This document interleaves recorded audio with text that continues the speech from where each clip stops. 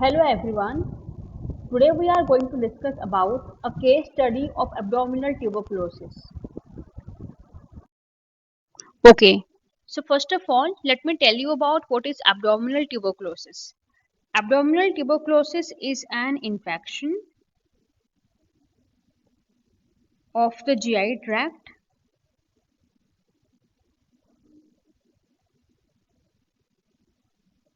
by Mycobacterium tuberculi.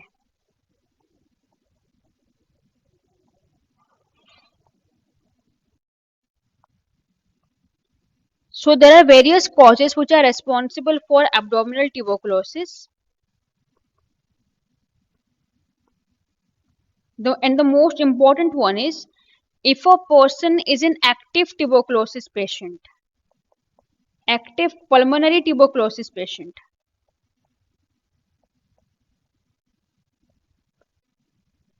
and if he inject his sputum, then he can develop abdominal tuberculosis. But this not happen with every active pulmonary tuberculosis patient, but with few of them it can happen. And the second important cause is lymphatic spread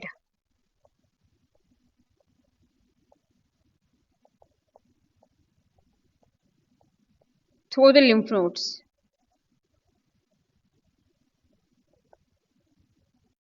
And the third and the most important factor of abdominal tuberculosis, on which my case study is based today, and that is uh, consumption. Consumption of raw milk.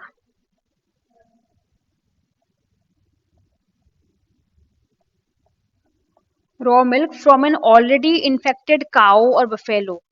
So this is one of the most important factor of abdominal tuberculosis, and these patients they surely develop abdominal tuberculosis.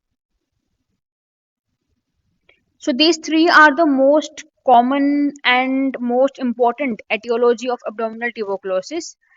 So now the common site. Common site of abdominal tuberculosis is ileocecal junction.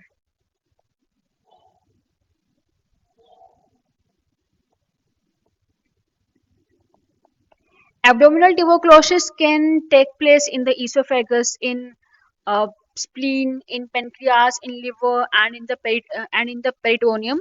But the most common site is ileocecal junction, and this site is most commonly involved because of its narrow lumen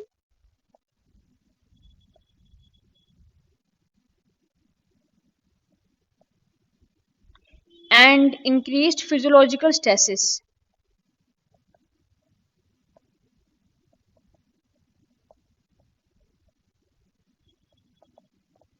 Which means there is very less digestive activity, so it gives a favorable environment for the microorganism to grow. So now let's discuss the case. It was a case of a 19-year-old female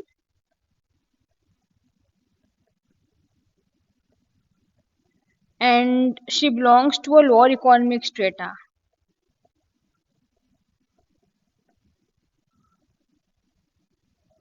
In Agra. And the complaints with which she presented to me were she was having abdominal pain. Presenting complaints were abdominal pain,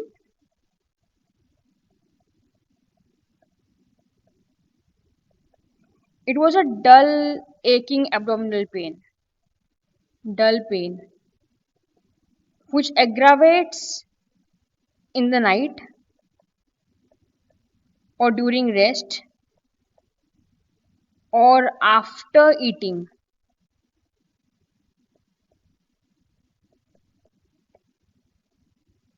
Her second complaint was loss of weight.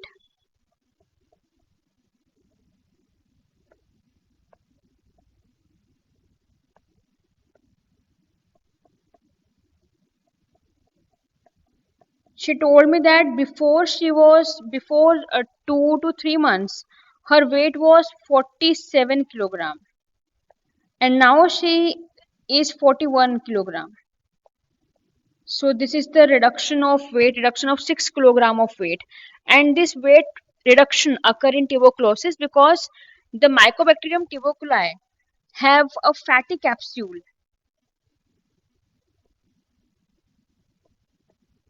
within itself which resists the digestion. So this is the reason why every tuberculosis patient have reduction of weight, because the Mycobacterium tuberculi have a fatty capsule which resists the digestive process.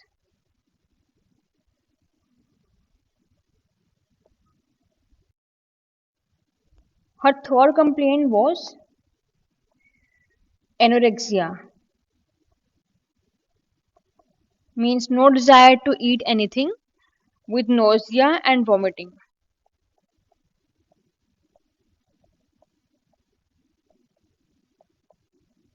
which aggravates after eating anything.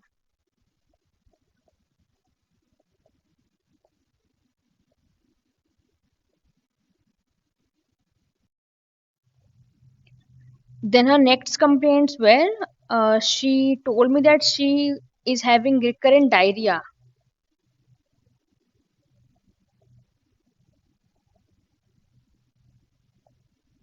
aggravation after eating,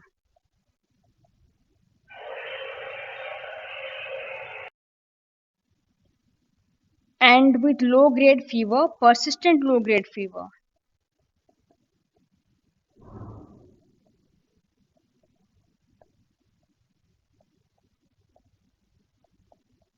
This is one of the most important symptom of tuberculosis, persistent low grade fever, and feeling of weakness all the time, weakness all the time, and cough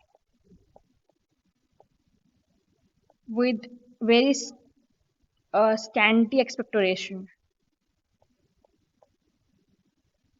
white expectoration.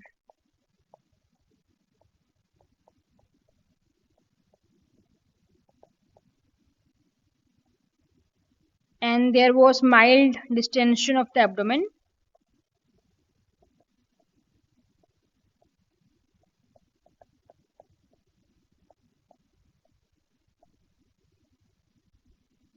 with night sweats.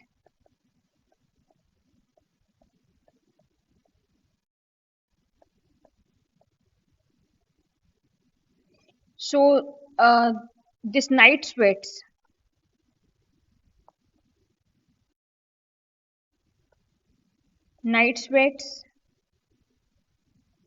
cough,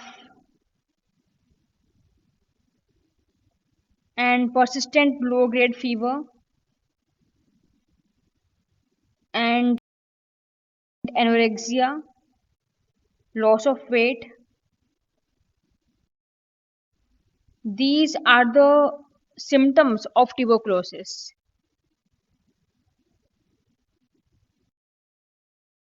So now the investigations which I asked her to go for.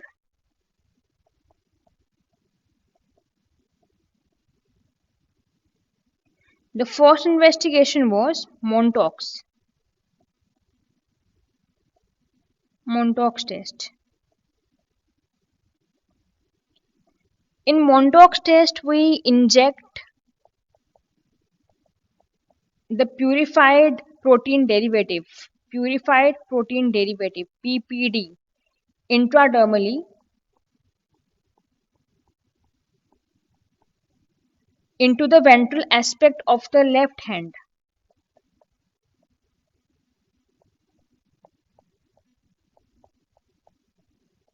Of the left forearm below 4 centimeter to elbow joint.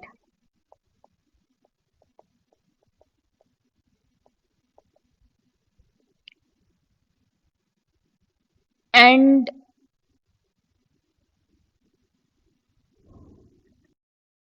and the second investigation which I recommended her was hematological investigation. Hematological investigation means blood test. So in blood test, I looked for her ESR and her hemoglobin.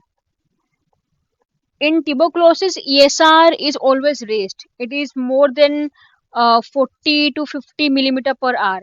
And in this case, her ESR was 65 millimeter per hour. Means the infection is too high. And in tuberculosis, hemoglobin is always low. It is up to 9 or below 9 milligram per deciliter. And in this case, her hemoglobin was 8.5 milligram per deciliter. And the third investigation I recommended her was endoscopy. In endoscopy, I found that there was narrowing of wall of ileum and cecum.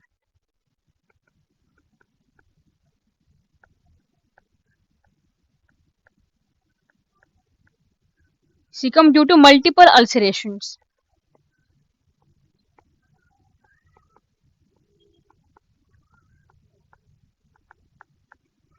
So it was a case of uh, ulcerative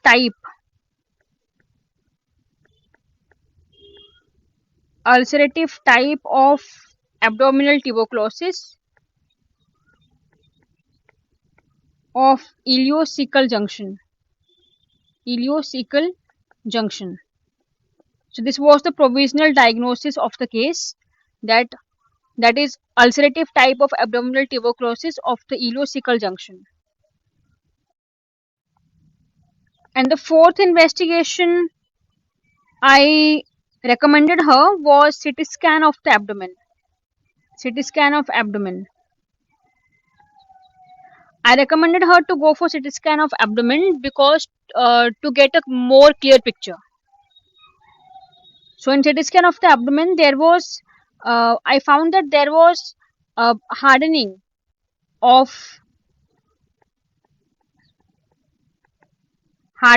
you can say thickening of wall of ileum and cecum.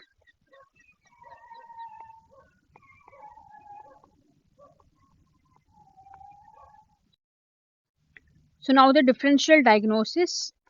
The differential diagnosis of abdominal tuberculosis ulcerative type is always Crohn's disease.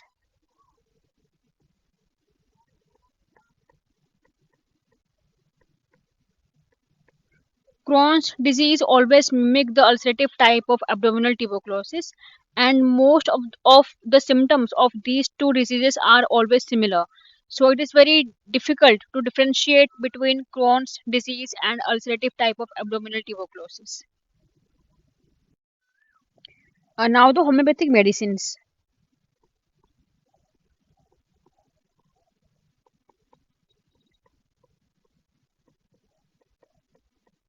There are many homeopathic medicines which are recommended or which are prescribed in ulcerative type of abdominal tuberculosis, but the most commonly used are oxalic acid.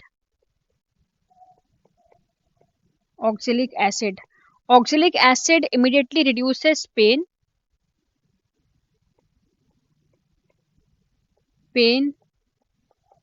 ulceration, and it increases the appetite.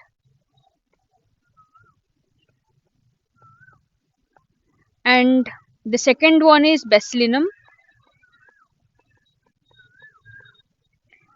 We prescribe bacillinum always in the early stages of tuberculosis.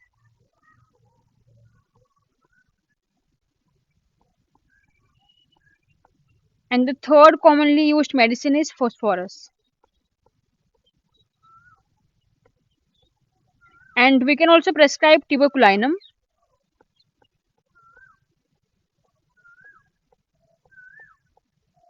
If there is any family history of tuberculosis, or if the patient had any history of pulmonary tuberculosis, then we should prescribe tuberculinum.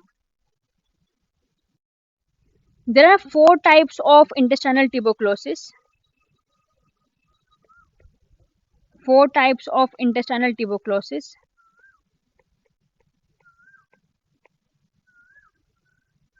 The first one is ulcerative type, and it is the most one, commonest one, and it mainly involves the ileum and the cecum.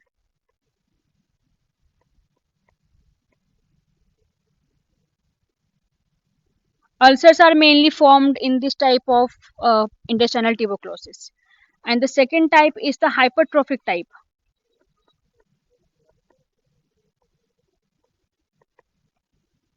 Hypertrophic type, it mainly involves the cecal region of the large intestine. Hypertrophy is mainly seen in this type of intestinal tuberculosis. And the third type is ulcerohypertrophic type.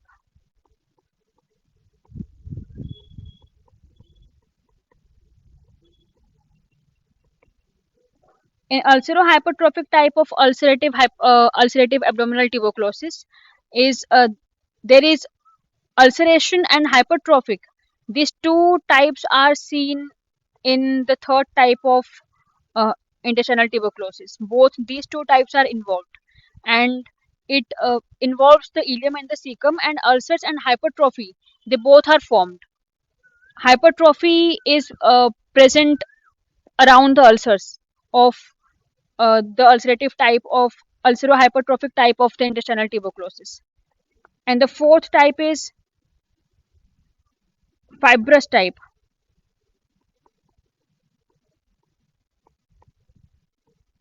Fibrous type. In the fibrous type of intestinal tuberculosis, fibrosis and strictures are seen in the ileum and the cecal region. Fibrosis and strictures leading to obstruction of the lumen of the intestine. So these are the four types of intestinal type of abdominal tuberculosis. So this is all about the ulcerative type of intestinal tuberculosis of the ileum and the cecum. And if you have any question, you can ask me in the comment section. Thank you.